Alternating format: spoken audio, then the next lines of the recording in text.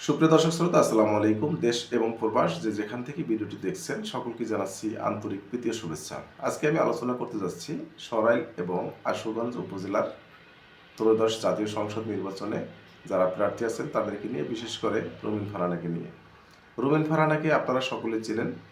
তিনি বিএনপির রাজনীতির সাথে যুক্ত ছিলেন এবং বিএনপি থেকে উনি কিন্তু এমপিও নির্বাচিত হয়েছেন এবং ওনার পিতা একজন স্বনামধন্য রাজনীতিবিদ ছিলেন, তিনিও বিএনপির রাজনীতির সাথে সম্পৃক্ত ছিলেন। তো সেই হিসেবে ওনাকে আমরা সকলেই চিনি এবং ফ্যাসিস্ট শেখ হাসিনার আমলে আমরা দেখেছি ওনাকে সংসদে বিভিন্ন প্রকার জোরালো বক্তৃতা উনি রেখেছিলেন এবং আওয়ামী লীগের বিরুদ্ধে উনি উচ্চ মানে বলিষ্ঠ কণ্ঠস্বর ছিলেন, উচ্চস্বরে কথা বলতেন।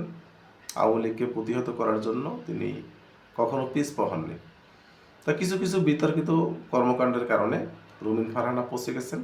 এ কারণে হয়তো বিএনপি মনে করছিলেন যে ওনাকে যদি এই আসনে নির্বাচন করতে দেওয়া হয় তাহলে হয়তো ওখান থেকে বিদ্রোহী প্রার্থী আসবে বিএনপির এবং অন্য কোনো দল আসলে পরে তার ওই আসনটি হয়তো তিনি নাও পেতে পারেন। এ কারণে মূলত বিএনপি তার শরিক দলের জোনায়েদ আল হাবিবকে নমিনেশন দিয়েছেন, রুমিন ফারহানাকে দেননি। এটা নিয়ে রুমিন ফারহানার ভিতরে একটা ক্ষোভ ছিল।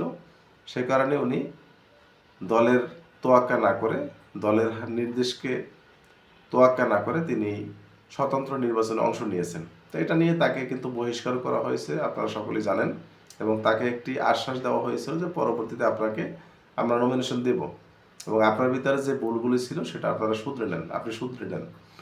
আজকে মূলত যে আলোচনার ব্যাপারে আপনাদের সামনে হাজির হয়েছে সেটা হচ্ছে অন্য একটি ব্যাপার। সেই ব্যাপারটি হলো, গতকালকে আপনারা সকল গণমাধ্যম এবং সোশ্যাল মিডিয়ার সকল প্ল্যাটফর্মে দেখেছেন যে এই রুমিন ফারহানা একজন ম্যাজিস্ট্রেটের সাথে অসৌজন্যমূলক আচরণ করেছেন। এটা নিয়ে এখন বিশাল আলোচনা এবং সমালোচনা চলছে। তো যেটা নিয়ে আমি কথা বলবো, আপনারা সকলেই জানেন উনি একটি অনুষ্ঠানে গিয়ে একটা অনুষ্ঠান পরিচালনা করতেছিলেন, নির্বাচনী অনুষ্ঠান। সেখানে সভা এবং সেমিনার করতেছেন, হ্যান্ডমাইক ছিল, তারপরে সেখানে স্টেজ করা হয়েছিল। তো সেটা নিয়ে ওখানে যিনি নির্বাহী ম্যাজিস্ট্রেট ছিলেন তিনি ওনার দলের এক নেতাকে 40,000 টাকা জরিমানা করেছেন। এটা নিয়ে কিন্তু উনি একটা বাকবিতণ্ডায় জড়িয়ে যান ম্যাজিস্ট্রেটের সাথে। তো ওনার অ্যাটিটিউড এবং বাচনভঙ্গি যেইভাবে ছিল সেটা আসলে যে কোনো মানুষ দেখলে খুব আক্রমণাত্মক মনে করবে। আসলে ব্যাপারটা এখানে একটু বোঝার ব্যাপার আছে।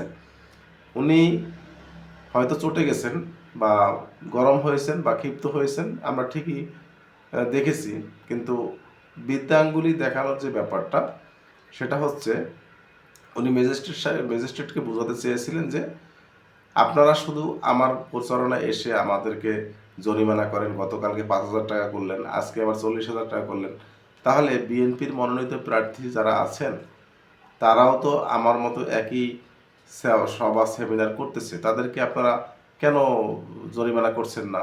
আমি বারবার আপনাদেরকে অবহিত করার পরেও কেন জরিমানা করছেন না? এটা নিয়ে কিন্তু উনি তার সাথে তর্কে জড়াচ্ছিলেন। আর উনি এটা বোঝাতে চেয়েছেন বিদ্যাঙ্গুলি দেখিয়ে যে আপনাদেরকে এভাবে বিদ্যাঙ্গুলি দেখায় আপনারা তাদেরকে কিছুই করতে পারছেন না।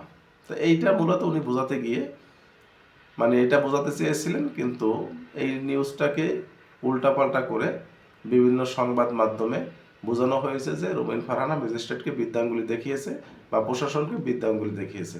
এটার কারণে নির্বাচন কমিশন থেকে ওনাকে একটি নোটিশ দেওয়া হয়। নোটিশে ওনার কারণ দর্শানোর আদালতে গিয়ে কারণ দর্শানোর নির্দেশ আসে। তো এটা নিয়ে উনি আজকে আবার প্রেস ব্রিফিং করেছেন, সেখানে বলেছেন যে আমি যে কথাগুলি বলেছি সেটা মিডিয়াতে এখনও আছে, সেটা স্পষ্টভাবে আপনারা দেখেন যে আমি বিদ্যাঙ্গুলি তাকে দেখিয়েছি কিনা। আমি বলেছি এটাই যে আপনাদেরকে বিদ্যাঙ্গুলি দেখিয়ে এভাবে কিন্তু তারা সভা সেমিনার করছে, তাদেরকে আপনারা কোনো কিছুই করতে পারছেন না, শুধু আমার উপরে পারছেন যেহেতু আমি স্বতন্ত্র প্রার্থী এই জন্য। আরও একটি কথা বলেছেন যে নির্বাচনের পরিবেশ আসলে স্বাভাবিক হবে না, এখনই তারা কোনো একটি দলের কাছে বায়াসড হচ্ছে, কোনো একটি দলের কাছে বিক্রি হয়ে যাচ্ছে, এটা উনি বলছে এবং বোঝাতে চেয়েছে। এবং সেটা কিন্তু উনি গতকালকে ম্যাজিস্ট্রেটকেও বোঝাতে চেয়েছেন বা বলেছিলেন।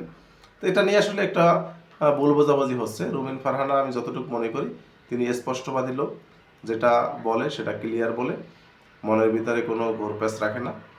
তবে এখন দেখা যাক কী হয়, কারণ রুমিন ফারহানা যে স্পষ্ট কথা বলেছে এবং যেভাবে উনি আক্রমণাত্মকভাবে ম্যাজিস্ট্রেটের উপর চটে গেছেন, এটা আসলে যে কোনো মানুষেরই দেখলে হয়তো একটু দৃষ্টিগোচর মনে হবে। তো সে কারণে উনি হয়তো আদালত থেকে একটু সমস্যার সম্মুখীন হতে পারে। তবে আমার মনে হয় না যে সেরকম কোনো সমস্যা হবে, যেহেতু উনি নিজেও একজন ব্যারিস্টার। উনি আইনের সকল ফাঁকফোকর উনি জানে। ওনার ভিতরে সেরকম যদি কোনো মারপ্যাচের কোনো মামলা তাকে ঢোকানো হয় অথবা সেখানে তাকে জবাবদিহি করতে হয়, সে আশা করি জবাব দিতে পারবে, কারণ সে ওটা বুঝে শুনেই করেছে। দর্শক শ্রোতা, আমি আশা করি ভিডিওটি আর লম্বা করবো না। আপনাদেরকে হয়তো আমার মূল ভাবটা বোঝাতে পেরেছি, আপনারা হয়তো বুঝতে পেরেছেন যে এখানে রুমিন ফারহানা কতটুকু দোষী এবং নির্বাচন সে এজন্য তার নির্বাচনী আচরণবিধি লঙ্ঘিত হওয়ার কারণে তিনি নির্বাচন থেকে সরে যাবেন কিনা বা সরকারিভাবে কোনো পদক্ষেপ তার ব্যাপারে নেবে কিনা, এটা সম্বন্ধে আপনাদের সুন্দর মন্তব্য কমেন্ট বক্সে করে যাবেন। এবং আমার ভিডিওটি যদি আপনাদের কাছে ভালো লেগে থাকে অবশ্যই চ্যানেলটি সাবস্ক্রাইব করে লাইক কমেন্ট শেয়ার করে দেবেন। ধন্যবাদ সকলকে। আসসালামু আলাইকুম ওয়া রাহমাতুল্লাহ।